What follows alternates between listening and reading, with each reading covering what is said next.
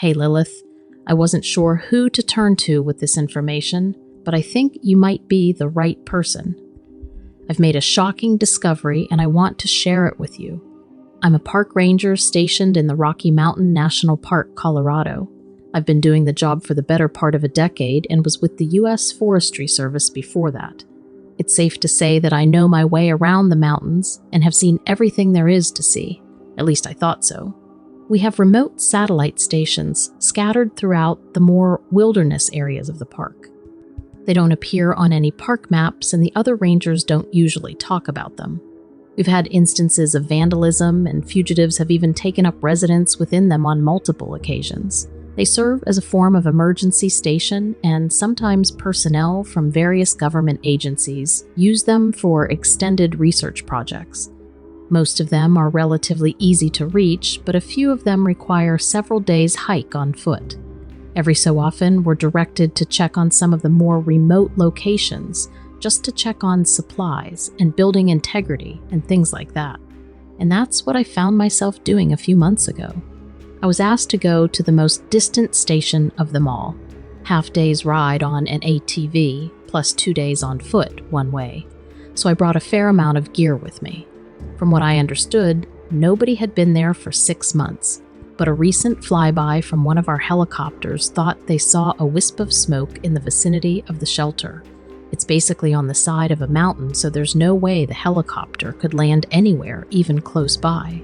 So I packed up my stuff and headed out on a clear, warm morning. The ride was easy, and I made a good time. When I came to the point, I would need to leave my ATV at this point, and so I locked it in a small hut used for just that purpose. Then I began my 2-day journey on foot up the mountain path. It was late in the evening of the first day when I had my first experience. It was going to be dark soon, and I was looking for a good place to spend the night with a source of fresh water. I eventually came upon a mountain stream and followed it up ways until I reached a clearing where I could pitch my tent, except I found something in the clearing. It was the carcass of a full-grown bull elk. It was fresh, probably less than a day old. The bizarre part was the pair of arrows sticking out from its rump. I had seen things like these in history books. Stone-tipped heads lashed to a stick of shaved wood with some kind of thin fiber. I'm not a hunter, but I know a bunch of them and have seen the gear they use. These arrows didn't come from any kind of modern-day materials that I knew of. I've heard of people who took up primitive-style hunting, but didn't think anyone came all the way out here to do it. There wasn't anyone around, and there wasn't much I could do about it.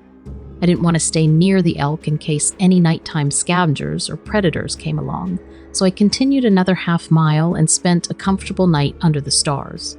The next day, I got up and continued on. The trail became a little more difficult to traverse at this point, but I still hoped to reach the station before nightfall. I can't explain it, but for most of the morning, I had a weird feeling that I was being watched. Only by what, I didn't know. I found out just after lunch. I had stopped to boil up a freeze-dried meal I had brought. The aroma of the teriyaki chicken cut sharply through the scent of the fresh pine trees all around.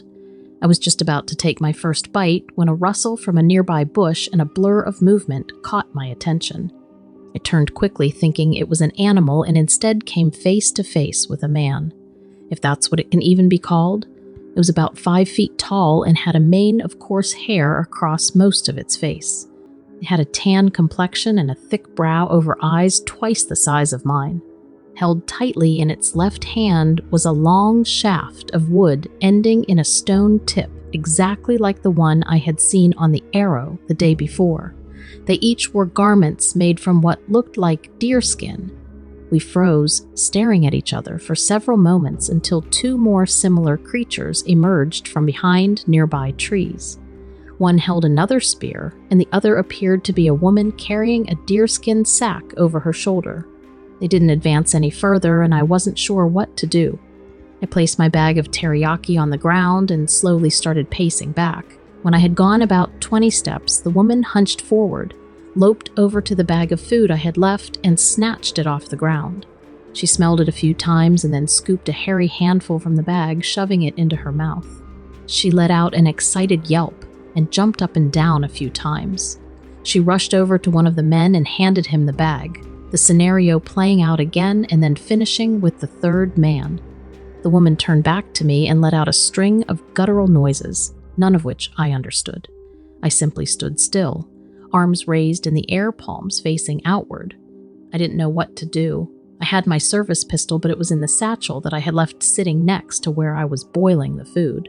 One of the other men started speaking in that same harsh language. When I didn't respond, he gripped his spear with his other hand and stepped forward a few feet. I was preparing to make a run for it when from the forest behind them came at least half a dozen calls spoken in that same strange language. They looked at each other and then at me. The two men turned and ran into the forest behind them.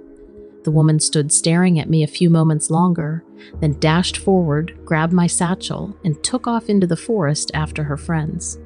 I turned and headed back the other way, running until my lungs felt like they were going to burst. I had no choice but to give up the journey to the station. I had no supplies, and besides, I didn't really want to run into those things again. I had a lot of time to think on the way back and decided that I was going to lie. Nobody back at the ranger station was going to believe me. I'm not even sure I believed myself. I told my supervisor that I was driven off by a mother black bear and that I lost all my gear in the process, which made me the laughingstock of all the rangers and earned me the nickname Bear Boy. They ended up pushing the job off for another month and said they are going to send another ranger. I can't explain what or who those things were. Of course, I have heard of Neanderthals and cavemen, but they have been extinct for 200,000 years, right? That's why I sent this to you. I'm hoping you or someone you know can sort this out. And if those things up there really are a primitive species of human, then we should try to protect them. They might be the only ones left on Earth.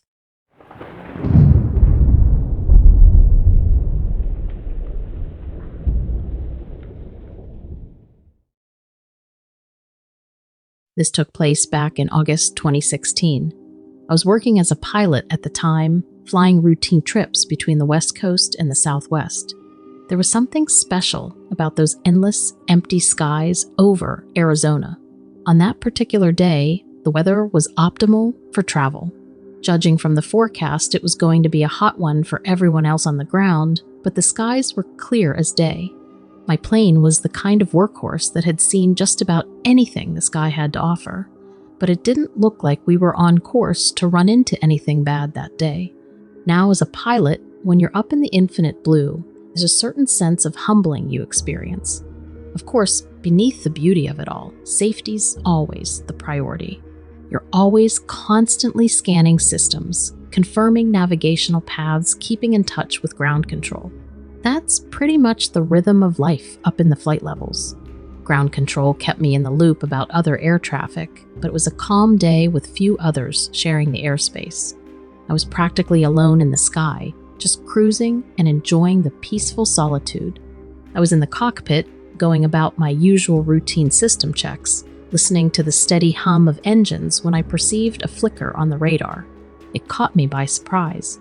You get used to seeing certain blips, commercial traffic, birds, weather patterns, but this was different. I studied the radar, focusing in on this unidentified blip.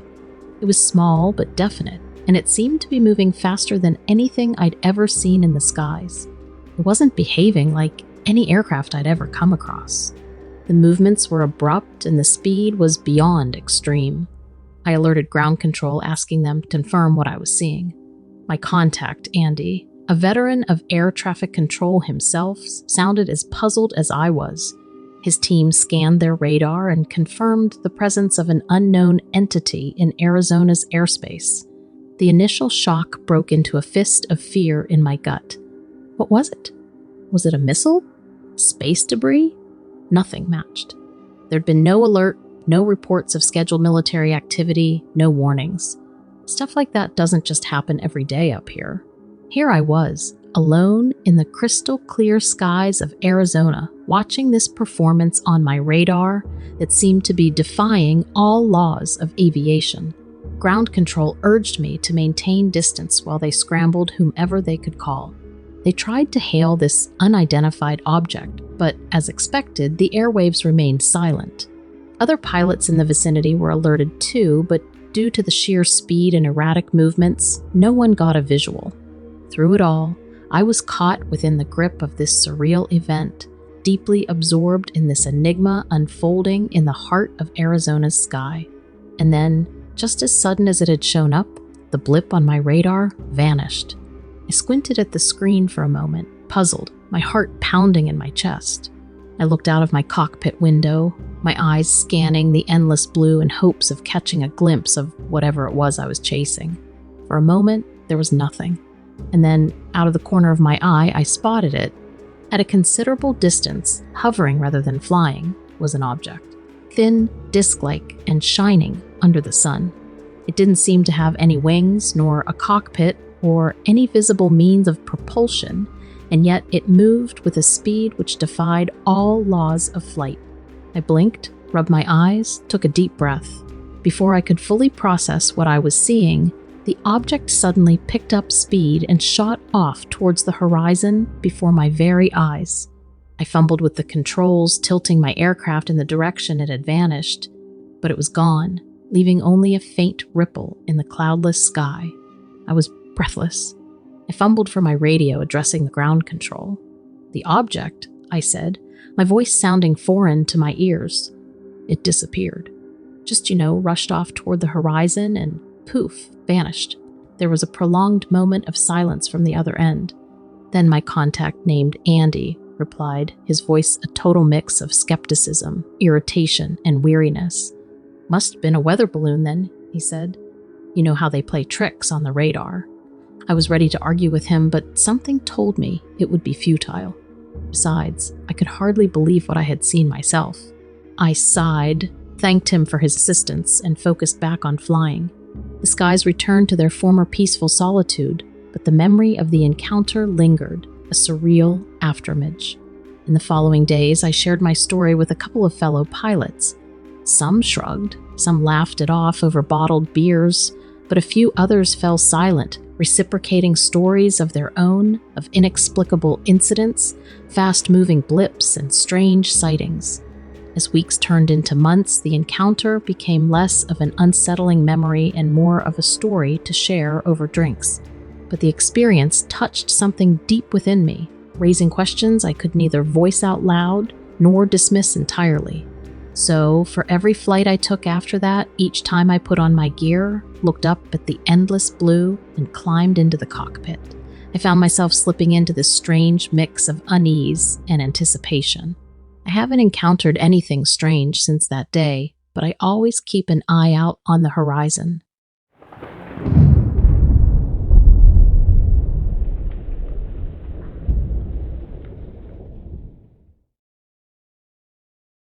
Animals don't have graveyards. They just don't. Mother Nature didn't program her little woodland creatures with sentimentality. Out in the wild, bones lay where the bodies dropped. They pile where the prey was dragged and discarded. They sink into the mud and water, polished by the wind and sun. Out in the woods, you come upon all sorts of white and yellow bones, from both the old and newly deceased. You can't help it. On particularly gruesome days, parts of the animal are still attached. Pretty morbid, huh? I don't mean to sound that way. I don't relish nature's darker side. But when you have a job like mine, a national park ranger, you automatically see a lot. I've just become desensitized. When you've seen what I've seen, a few bones no longer turn your stomach. Besides, what I've seen is exactly the reason I'm telling this story. You should know up front that it changed me. It emptied me, somehow, of that sentimentality mankind was blessed with. It made my life grim. Like I said, I worked in the woods. I don't want to get anybody in trouble, so we'll leave it at that. Just know everything I did back then, I did by the book. This isn't the mournful memoir of some poacher who saw the light. Part of me wishes that was the case. I'd prefer to have seen anything except for what I did. I was cleaning up an abandoned campsite. A few college kids had sprung a tent in the middle of the woods and left behind an ecosystem of beer bottles and junk food wrappers. They were getting a ticket. We had their license plate on camera, but someone still had to clean up the mess. I was that unlucky someone. I was midway through the last trash bag when I heard a snapping sound outside the perimeter of the camp. It didn't sound like a tree branch. After the rain we had, any plant life would have sounded a lot more wet. I assumed the worst. I figured the kids' poor campsite management had lured a bear to the area. Although I couldn't see anything, I did need to confirm whether or not the campsite would be safe for the next group of visitors. The sound came from the south. There was a creek waiting for me in that direction. I found a disturbed patch of leaves and a few obscure prints in the mud. I followed them. I shouldn't have. The creek led to a small incline. There was a river further up. To the side of that incline, however, was the mouth of a shallow cave.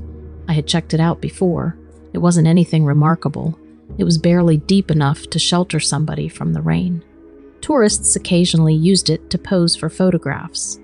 In the right lighting, it could look a little creepy.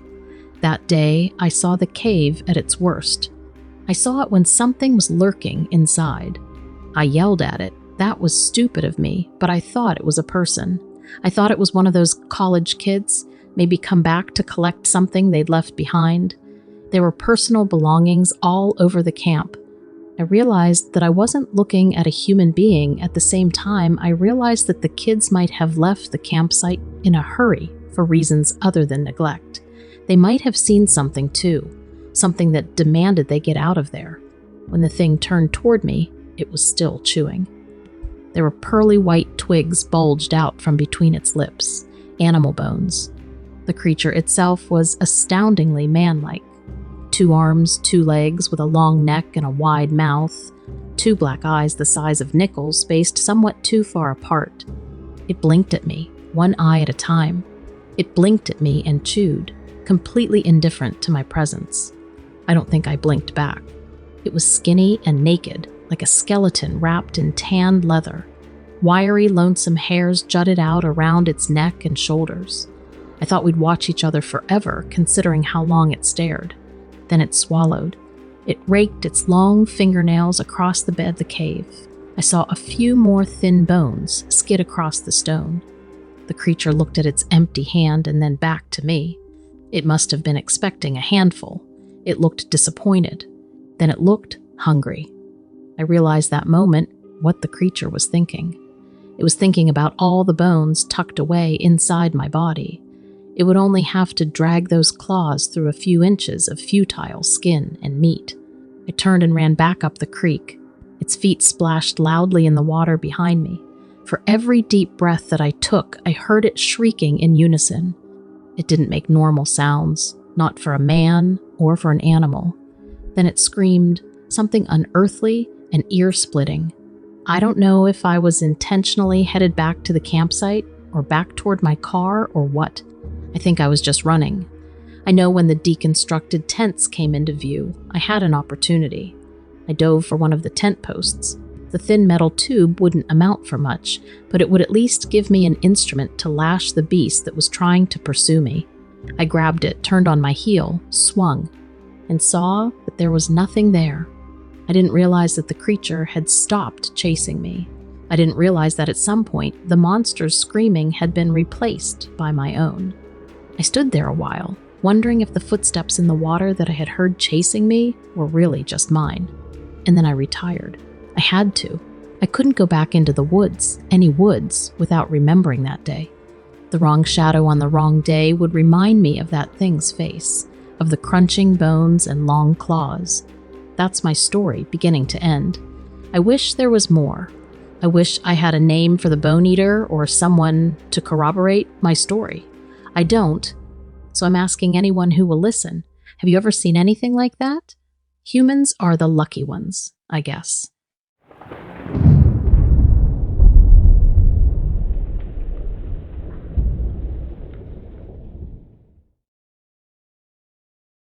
I live in Northern Virginia and used to love getting out and exploring some of the lesser-known spots in the area.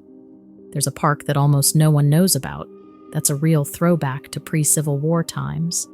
There are completely untouched antebellum homesteads in the area, too.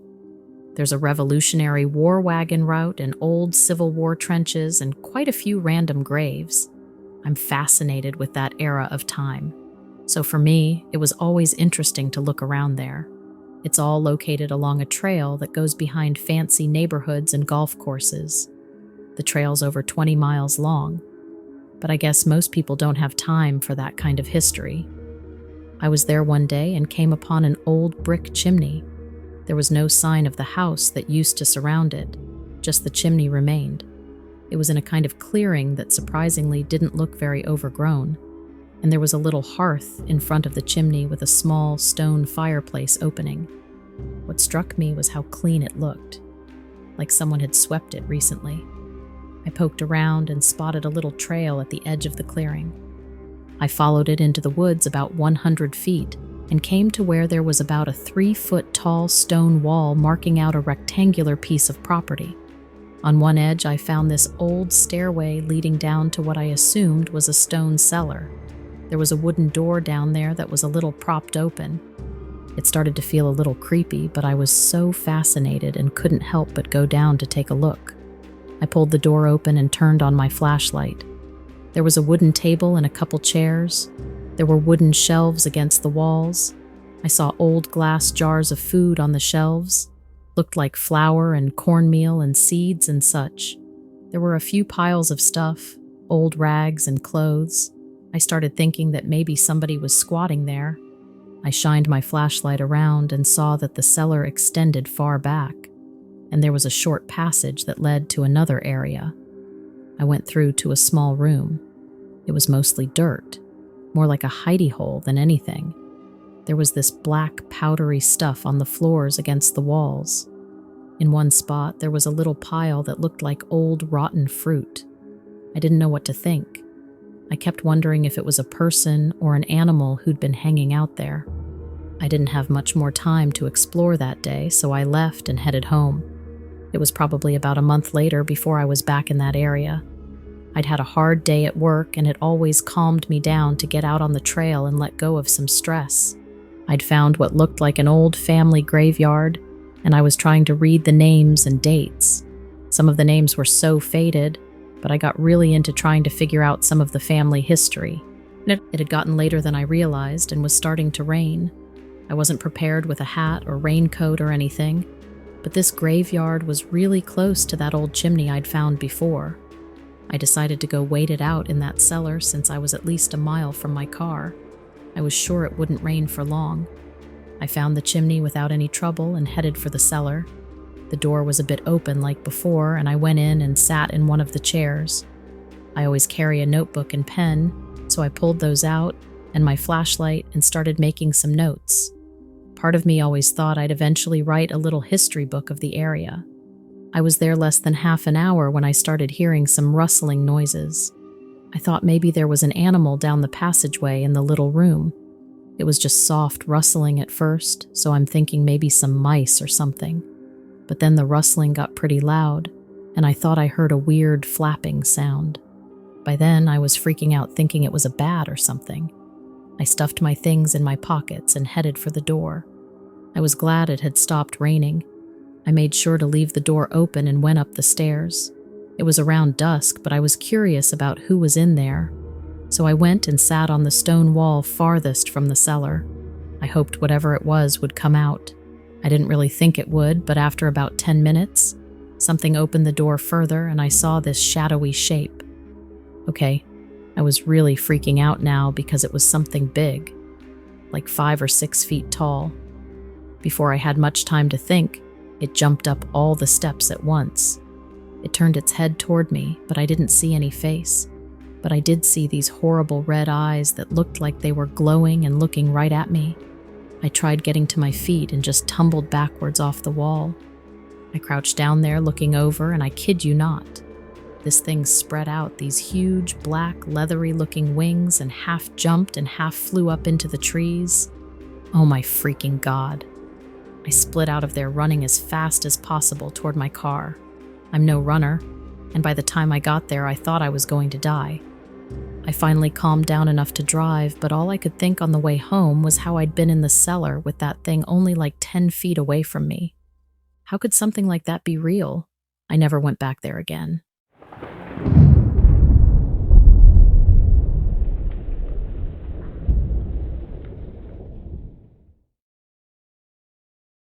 I should have never gone to the woods late at night. I regret what I saw. And I can't get anyone else to believe me when I tell them what I saw, so I'm hoping I can reach someone else with my story. Someone who went through something similar. I live in the infamous town of Salem, Massachusetts. Almost all of us have heard of the Salem witch trials. In fact, that's what my town is known for. And actually, I wish my story involved witches because it would be a lot easier for me to deal with and more believable. Anyway, now that you get an idea where I live, let me tell you what happened on the night of July 13th of this year. I decided to go hang out with a few of my friends. We were in the middle of the woods just having fun, having a nice bonfire going in an open clearing. I think it was around 1 or 2 in the morning when we all decided we were going to pack up and stumble back home. Everyone wanted to buddy up and leave the woods in pairs, but we had an odd number. My house was only a few blocks away from the entrance of the woods, so I said that I was fine walking by myself. As I was following the trail back to the entrance of the woods, I thought I saw something staring at me behind a tree. I thought it was one of my buddies who decided it would be funny to prank me, so I played along and pretended to be scared. I thought I heard them say something, but then I looked more closely at them, and I realized I did not know who it was. It didn't look like anyone I knew. The eyes were popping out of their sockets almost. The mouth was curled into a malicious smile, and I could see something popping out of its head. This was not anywhere near Halloween, so there was no reason to think that it was a costume. I just stood there and froze. I didn't know what to do. Whoever it was behind the tree started to come out towards me, and before I got a better look, I made a break for it and ran. I don't know where I was running to, but luckily my feet went the right direction, and I ended up at the entrance to the woods. When I got home and into bed, I was thinking if I was just seeing things because it was so late and dark. When I went to sleep, though, the weirdest thing happened to me. I dreamt I was still in the woods, right in front of the thing I saw earlier, but this time I wasn't able to move away. It slowly stepped out from behind the tree and walked towards me. It didn't talk, but I thought I could hear it say something in my head. I just heard the word suffer over and over again. It was in a deeper voice, but yet it felt like it was screaming at me. I felt like my head was going to explode with how the thing talked. It looked human, except for whatever it was that was on top of its head. I woke up right when it was face to face with me, and it opened its mouth. That morning, I started texting my buddies to see if any of them saw me in the woods and if it was them who pranked me. No one knew what I was talking about. That was 3 months ago. I still see the person or thing or whatever it is in my dreams. I even dreamt I woke up before with it in my bedroom doorway and it started hissing at me while smiling. What do you think it was? Am I going insane? Or was I not supposed to run into whatever it was in the woods? I'm afraid to close my eyes at this point, and I just need someone to believe me, someone to save me from whatever is going on.